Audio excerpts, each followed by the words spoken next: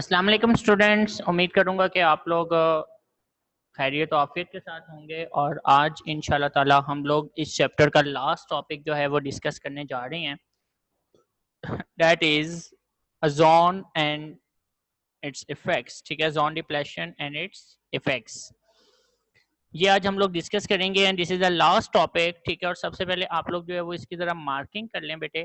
Marking जो है वो आप लोग कर लेंगे।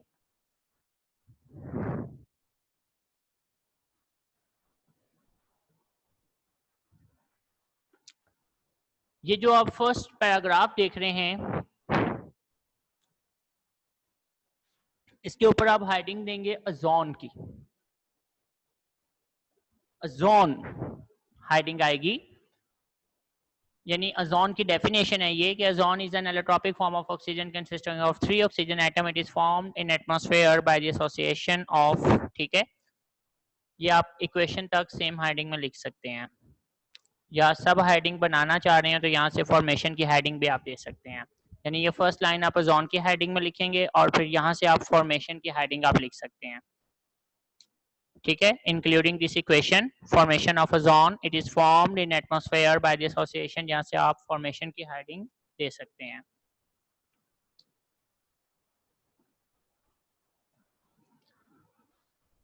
ये जो पैराग्राफ है इस पर आप हेडिंग दे दें बेटा टिल एंड तक।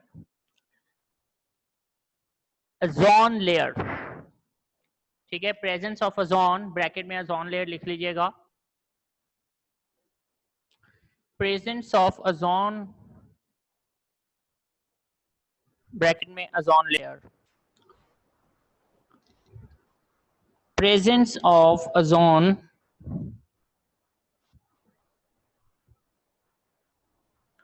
ये कंप्लीट पैराग्राफ इसी में आएगा बेटे।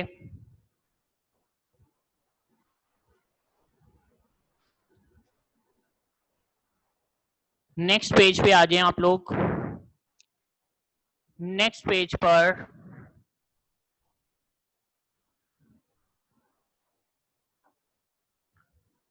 यहां पे आप हेडिंग दे देंगे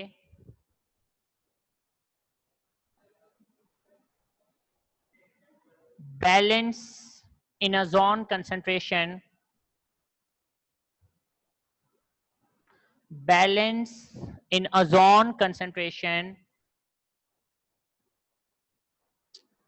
बैलेंस इन ओजोन कंसंट्रेशन।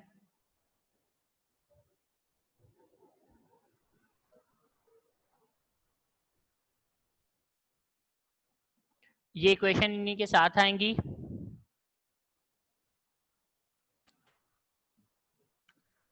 और यहां से आप हेडिंग देंगे ओजोन डिप्लेशन या depletion of ozone layer, depletion of ozone layer. ये आप इन रिएक्शंस तक लिखेंगे, डिप्लेशन ऑफ ओजोन लेयर। और यहां पर आप हेडिंग देंगे ओजोन होल, यहां पे आप हेडिंग देंगे ओजोन होल।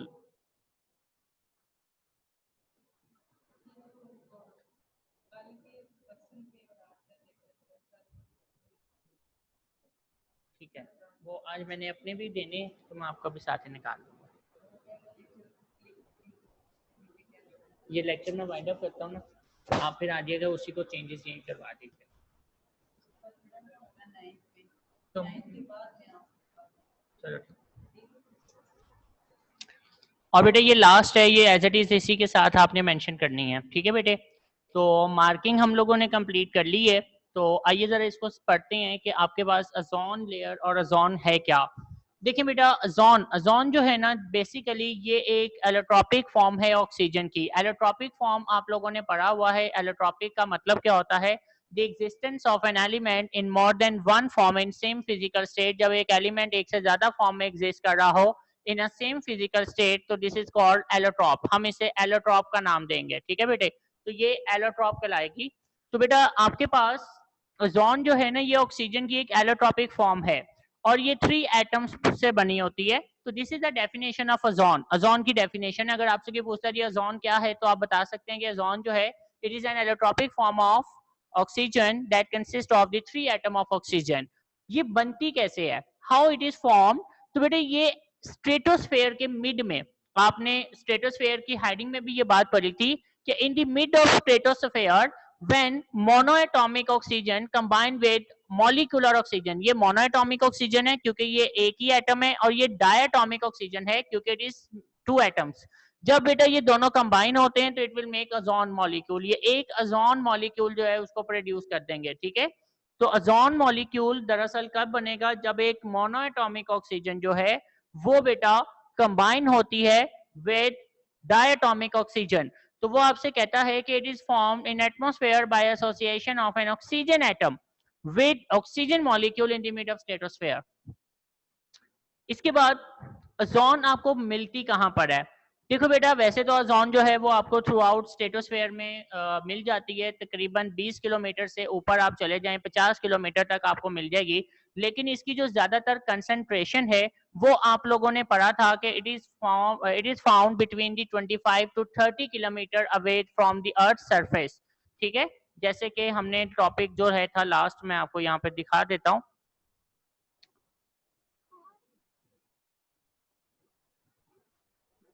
तो जी बेटे यहाँ पे आप देख सकते हैं कि ये जो आपने स्ट्रेटोस्फेयर वाला पॉइंट पढ़ा था, इस स्ट्रेटोस्फेयर के अंदर आपने देखा था कि ये जो अपर पोर्शन है स्ट्रेटोस्फेयर का, यहाँ पर ओजोन की डीकंपोजिशन बहुत ज्यादा होती है क्योंकि सूरज की अल्ट्रावायलेट रेडिएशंस बहुत ज्यादा जो है वो इसमें हिट करती हैं, और जिसकी वजह से यहाँ पर जो ओजोन मॉलिक्यूल है वो टूट जाता है। और बेटा इसके टूटने पर जहां से दोबारा से क्या चीज प्रोड्यूस होती है, 1 molecular oxygen and 1 monoatomic oxygen.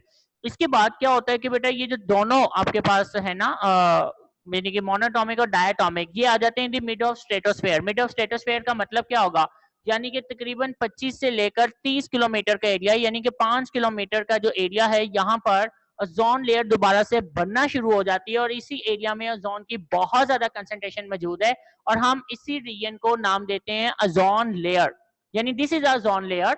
Otherwise 20 kilometre से लेकर 50 किलोमीटर तक ओजोन मौजूद है, but high concentration of ozone is present between 25 to 30 kilometre. So that's why हम कहते हैं कि ये इसकी ओजोन लेयर है, क्योंकि यहाँ इसकी कंसंट्रेशन ज्यादा होगी।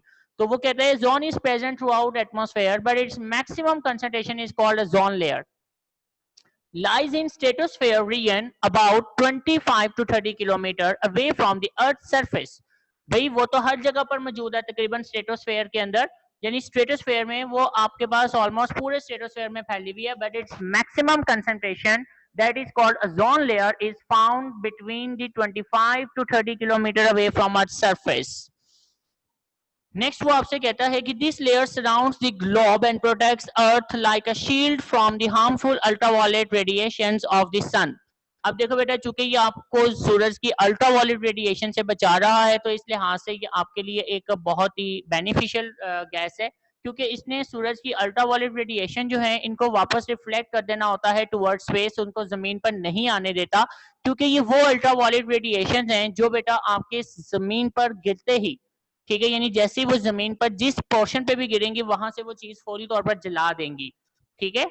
मीन्स के प्लांट्स हैं या फिर वो कोई एनिमल है तो फौरी उनकी स्किन या वो इतना हाई टेम्परेचर इंक्रीज कर देंगी कि वो फौरी तौर पर वो जो एरिया है वो बेटा इतना हाई टेम्परेचर हो जाएगा कि वो जल सकता है। तो इस लिहाज से ये आपके लिए एक प्रोटेक्टिव लेयर है। Otherwise the ultraviolet radiations would cause skin cancer, thus ozone layer in stratosphere is beneficial for life on earth। ठीक है, तो ये उसने बता दिया कि ये आपके लिए किस तरह से इंपॉर्टेंट है। तो इस हवाले से इस डायग्राम के अंदर उसने ये कॉन्सेप्ट आपको दिया हुआ है कि सन जो है वो अल्ट्रावायलेट रेडिएशन जो है वो आपको जमीन की तरफ भेजता है, बट ओजोन लेयर जो है उसको एब्जॉर्ब करती है और रिफ्लेक्ट कर देती है toward space that is present above 25 to 30 kilometre from the earth surface. अब आप नेक्स्ट पेज पे आते हैं, तो नेक्स्ट पे आपके पास आता है कि भाई नॉर्मली ये जो गैस है ना इसमें नेचुरली एक बैलेंस क्रिएट हुआ है। वो क्या, जैसे आपने पढ़ा कि बेटा ऊपर से जो अपर स्ट्रेटोस्फेयर जो है, ठीक है, अपर स्ट्रेटोस्फेयर में ओजोन मॉलिक्यूल जो है वो ब्रेक होता है, और ओजोन मॉलिक्यूल के टूट जाने पर वो फिर से क्या बना देता है बेटे, मॉलिक्यूलर ऑक्सीजन डीकंपोजिशन, और वहां से टूटकर वो नीचे आ जाता है इन द मिड ऑफ स्ट्रेटोस्फेयर, जहां वो फिर से कंबाइन होता है और ओजोन मॉलिक्यूल दोबारा से प्रोड्यूस कर देता है। अगर आप तमाम पोल्यूटेंट्स को इग्नोर कर देना तो ये दोनों रिएक्शन जो हैं वो एक ही स्पीड में चल रहे होते हैं, जिसकी वजह से ओजोन की कंसंट्रेशन में कोई फर्क नहीं पड़ता। तो वो कहता है कि under the normal conditions ozone concentration in stratosphere remains nearly constant throughout a series of complex atmospheric reactions, क्योंकि कुछ रिएक्शंस की मदद से उसकी अमाउंट कांस्टेंट रहती है, वो चेंज नहीं होती। Two reactions that maintain a balance in ozone concentration are as follows. और बेटा इसमें दो रिएक्शंस हैं जो इनकी कंसंट्रेशन जो है ना उनको बेटा क्या करेगा, उनकी कंसंट्रेशन जो है ना उसको बेटा मेंटेन रखेगा। जैसे कि फॉर्मेशन ऑफ ओजोन, जैसे आप देख सकते हैं the diatomic oxygen will combine with monoatomic oxygen to make ozone molecule, and other reaction में आप देख सकते हैं the ozone molecule will combine with monoatomic oxygen to make again diatomic oxygen. तो इस तरह से ये दोनों प्रोसेस जो है वो चल रहे हैं। इस वजह से ओजोन की जो कंसंट्रेशन है इसमें कोई चेंज नहीं आना चाहिए, लेकिन फिर भी ओजोन की जो कंसंट्रेशन है वो बेटा कम होती जा रही है, और इसके कम होने पर जहां से इसकी कंसंट्रेशन कम हो रही है हम उसे ओजोन होल कहते हैं। और इसकी वजह क्या है बेटा, इसकी वजह है mainly chlorofluorocarbons, depletion of ozone layer by chlorofluorocarbons. अब ये क्या होता है क्लोरोफ्लोरोकार्बन्स, वो कहता है डिप्लेशन ऑफ ओजोन लेयर की इसकी कमी क्यों हो रही है। But this ozone layer is being depleted through a various chemical reactions. वो कौन से रिएक्शंस हैं? नंबर वन बेटा ये है क्लोरोफ्लोरोकार्बन्स, ठीक है।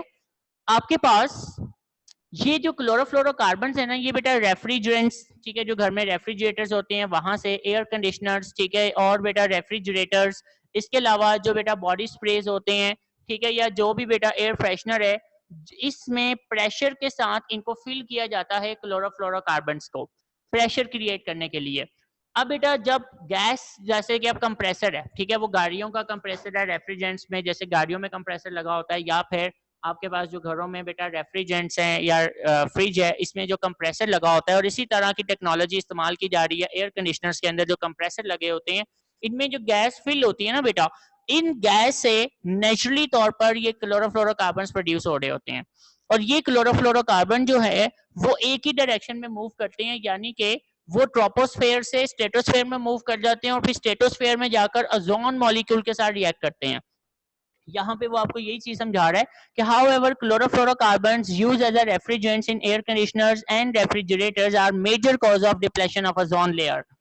These compounds leak one way or the other escape and diffuse into stratosphere, यानी ये एक ही वे में जाते हैं ऊपर, ये वापस नीचे नहीं आते, ठीक है। Ultraviolet radiations break carbon chlorine bond in chlorofluorocarbons and generates chlorine free radicals। अब इसका मतलब क्या है ये मैं आपको यहाँ पर ना समझाने की कोशिश करता हूँ पेंट की हेल्प से। देखिए बेटा ये अब मेरे पास जो है ना वो एक कार्बन है, अब इसके पास एक क्लोरीन यहाँ पर अटैच होगा, एक क्लोरीन यहाँ पर अटैच होगा, एक क्लोरीन जो है वो यहाँ पर अटैच होगा, और इसके एक तरफ जो है वो यहाँ पर फ्लोरीन अटैच होगा। इसे हम क्लोरोफ्लोरोकार्बन्स कह सकते हैं, यानी CFCl3 इसको शॉर्ट फॉर्म है बेटा, CFCl3। अब होता यह है कि जब सूरज की अल्ट्रावायलेट रेडिएशंस, ठीक है, यूवी रेडिएशंस जब बेटा इसके ऊपर गिरेंगी तो अल्ट्रावायलेट रेडिएशंस के गिरने पर ये जो बॉन्ड होता है ना कार्बन और क्लोरीन का, ये जो बॉन्ड है बेटा ये यहाँ से टूट जाता है, यानी ये यहाँ से रिमूव हो जाएगा। और जैसे ही ये यहाँ से रिमूव होता है तो ये अकेला एटम है which is called free radical, हम इसे फ्री रेडिकल कहेंगे, ठीक है। और बैक पे क्या बन जाएगा आपके पास CFCl2, यानी कि ये आपके पास एक फ्री रेडिकल प्रोड्यूस हो गया और साथ में क्या बन गया CFCl2। अब इसके बाकी रिएक्शंस मैं यहां पे कर देता हूं।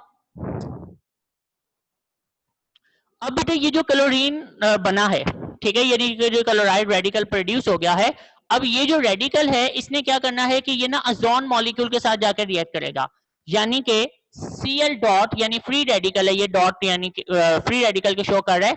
Now it is going to combine with ozone molecule, ये ओजोन मॉलिक्यूल के साथ कंबाइन हो जाएगा और क्या बना देगा बेटा OCl रेडिकल, ठीक है, और प्लस इसको चेंज कर देगा बेटा किसके अंदर, ओजोन मॉलिक्यूल के अंदर, यानी सॉरी ऑक्सीजन मॉलिक्यूल के अंदर इसको चेंज कर देगा। अब ये ऑक्सीजन जो है वो नीचे आ जाती है।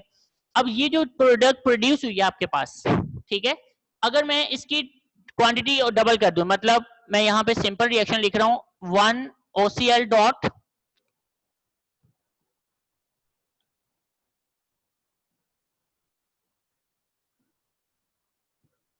प्लस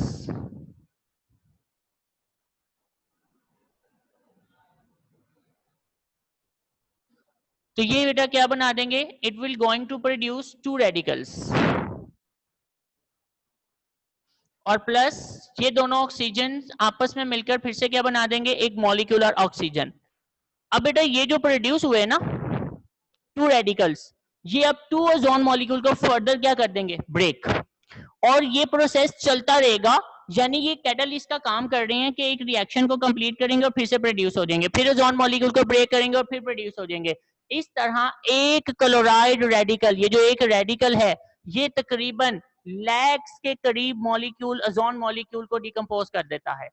ठीक है, यानी कि इसकी इतनी एबिलिटी होती है कि ये एक क्लोराइड रेडिकल जो है it can decompose almost lakhs, जो है ना वो आप समझ लोगे 1 लाख ओजोन मॉलिक्यूल जो उनको डिकम्पोज कर सकता है।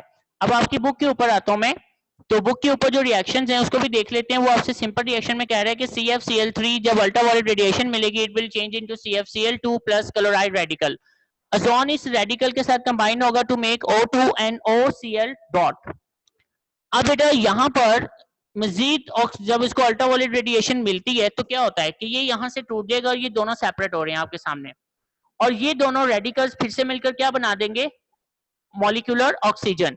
अब इस चीज को मैंने यहाँ पर इकट्ठा यहाँ पर समझा दिया कि ये O डॉट यानी कि OCl रेडिकल है और OCl रेडिकल है, ये जब दोनों मिलेंगे तो दोनों ऑक्सीजन आपस में मिलकर क्या बना देंगे, O2, और 2 रेडिकल बन जाएंगे। अब वो जो रिएक्शन था उसको मैंने यहाँ पर इस पॉइंट ऑफ व्यू से लिख दिया है। ओके बेटा, उन रिएक्शंस में और इन रिएक्शंस में कोई खास डिफरेंस नहीं है, सिर्फ क्या है कि मैंने यहाँ पर इसकी ना एक और वहां पे और Cl डॉट लिखा था और उसके अकॉर्डिंग ये प्रोड्यूस हो गया। अब वो आपसे कहता है next, a single chlorine free radical released by the decomposition of chlorofluorocarbons is capable of destroying up to many lakhs of ozone molecule. The region in which ozone layer depletes is called ozone hole. ठीक है कि भाई वो area जहां पर ozone की concentration में बहुत ज्यादा कमी आ गई हम उसे ओजोन होल कहते हैं। और इसके जो सबसे पहले जो इसकी सिम्टम्स हैं, the sign of ozone depletion were first notice over Antarctica. इसे अंटार्कटिका में 1980s में ऑब्जर्व किया गया था। Since 1990s depletion also has been recorded over Arctic as well. ठीक है, लेकिन अब बेटा थोड़ी सी गुड न्यूज ये है जो कि अभी तकरीबन 3-4 माह पहले जो है ना वो नासा की तरफ से एक न्यूज आई थी कि ओजोन ने काफी हद तक जो है ना खुद को फिर से रिकवर कर लिया है। ओके बेटा, क्योंकि अब हमारी कोशिश है कि जो हम लोग रेफ्रिजरेंट्स में कंप्रेसर इस्तेमाल कर रहे हैं उसके अंदर अब हम लोगों ने गैस को इतना मॉडिफाई कर दिया है कि वो क्लोरोफ्लोरोकार्बन प्रोड्यूस नहीं कर सकते। ठीक है, लेकिन अभी भी कुछ लो क्वालिटी की गैसेज अगर उसमें फिल कर दी जाती हैं तो वो प्रोड्यूस करेंगे, लेकिन अगर आप एक अच्छी क्वालिटी की गैस फिल करते हैं तो वो बेटा इसको प्रोड्यूस नहीं होने देती, जिसकी वजह से अब क्लोरोफ्लोरोकार्बन में कमी आ रही है। तो ओजोन ने काफी हद तक खुद को रिकवर कर लिया है। तो ये न्यूज जो थी वो नासा की तरफ से कुछ 4-5 माह पहले जो है ना वो मीडिया पर दी गई थी। अब हम लोग बात करते हैं इफेक्ट्स ऑफ ओजोन डिप्लेशन कि बेटा ये जो ओजोन है इसके इफेक्ट्स क्या होंगे। देखो बेटा, इसके माइनर से इफेक्ट्स जो है ना, यानी कि the minor problem of ozone depletion can have major effects कि अगर थोड़ी सी भी ओजोन कंसंट्रेशन में कमी आती है तो उसका बहुत बड़े बड़े इफेक्ट्स होते हैं। जैसे कि number 1, depletion of ozone enables ultraviolet radiations of sun to reach the earth and that cause skin cancer to human beings and other animals। ठीक है कि अगर इसकी ओजोन कंसंट्रेशन में कमी होती है तो बेटा इससे सूरज की अल्ट्रावायलेट रेडिएशन जमीन पर आ जाएंगी, जिससे स्किन कैंसर और बेटा ह्यूमंस में जो बीमारियां हैं वो दूसरी भी क्रिएट होती हैं इसके साथ जो हम देखेंगे। तो स्किन कैंसर का जो रिस्क है वो ह्यूमंस में और दूसरे एनिमल्स में बहुत ज्यादा हो जाता है। ठीक है, जैसे कि आप इस पिक्चर में देख सकते हैं कि जब सूरज की अल्ट्रावायलेट रेडिएशन इस ओजोन होल से नीचे आ रही है तो अंटार्कटिका के जो लोग होते हैं इनमें ज्यादातर स्किन कैंसर की रेशियो बहुत ज्यादा थी just because of ultraviolet radiation of sun. Number 2, decrease ozone layer will increase the infectious diseases like malaria. क्योंकि बेटा ये इतना टेम्परेचर सूटेबल कर देता है कि इस टेम्परेचर में कई इन्फेक्शन जो हैं वो इजीली ग्रो कर सकते हैं। जैसे आप लोगों ने देखा होगा कि मलेरिया जो है ना तो वो बहुत ही हाई टेम्परेचर में सर्वाइव करता है और ना ही वो सर्दियों के अंदर ज़्यादा फैलता है, क्योंकि उसका जो मोड ऑफ स्प्रेडिंग है दैट इज़ मॉस्किटो, वो बेटा सर्वाइव नहीं करता। लेकिन अगर टेम्परेचर मॉडरेट हो जाए तो मॉडरेट टेम्परेचर में ये जो मलेरिया जैसे इन्फेक्शंस हैं इनकी कंसंट्रेशन में बहुत ज़्यादा इजाफा होता है, क्योंकि इनके जो मोड ऑफ स्प्रेडिंग है वो प्रॉपर्ली सर्वाइव कर जाते हैं। तो इसी तरह अगर ये रेज नीचे आती हैं ज़मीन के ऊपर, तो बेटा ये रेज जो हैं, ठीक है, ये इस तरह का मॉडरेट टेम्परेचर डेवलप कर सकती हैं कि वहां पर इन्फेक्शंस जो है वो बहुत ज़्यादा बढ़ सकते हैं। It can change life cycle of plants disrupting the food chain. ये बेटा प्लांट्स के लाइफ साइकिल को भी चेंज कर सकते हैं। जब इन्वायरमेंट में चेंज आएगा तो जारी बात है उसका इम्पैक्ट प्लांट्स पे भी होगा, एनिमल्स पे भी होगा। तो इससे प्लांट्स की लाइफ साइकिल अगर डिस्टर्ब होता है तो फूड चेन जो है वो खराब हो सकती है। It can change the wind patterns, resulting in climatic changes all over the world. Especially Asia and Pacific will be most affected regions facing climate-induced migration people crisis. कि अगर ये इसका दूसरा सबसे बड़ा जो मेजर इफेक्ट है वो क्या है कि इससे क्लाइमेट चेंजेस बहुत ज़्यादा आएंगी। स्पेशल एशिया और पैसिफिक जो है वो बहुत ज़्यादा डिस्टर्ब होंगे और वहाँ के लोगों को बेटा फोर्सली माइग्रेट करना पड़ सकता है। तो these are the major effects of ozone depletion. Okay students, तो ये हमारा आज का टॉपिक था। अब इस टॉपिक में अगर कोई क्वेश्चन है तो आप मेरे से पूछ सकते हैं। बाकी इंशाल्लाह कल मैं आपको इसमें मार्किंग भी कंप्लीट कर लेंगे और साथ में एमसीक्यूज भी।